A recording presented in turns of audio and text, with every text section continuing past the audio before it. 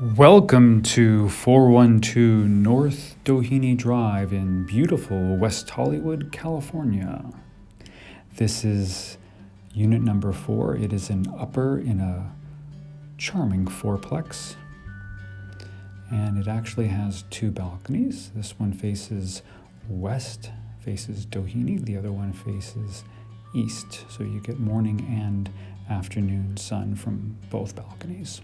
Separate dining room with hardwood floors, and of course a beautiful kitchen with a box glass window, perfect for herbs and fresh growing plants.